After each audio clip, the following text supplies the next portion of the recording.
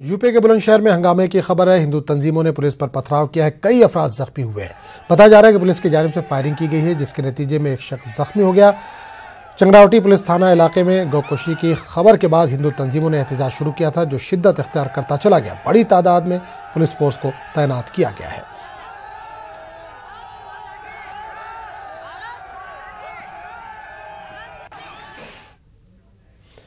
आज दिल्ली में रिजर्वेशन बचाओ रैली का इनेकाद किया गया, जिसमें मुस्लिम और दलित कारकुनान ने शिरकत की। दलित, पिछड़ों और अक़लियतों का रिजर्वेशन बचाने के लिए रैली का इनेकाद किया गया था। दलित लीडर उदित राज ने मौजूदा हुकूमत पर सवाल उठाए हैं।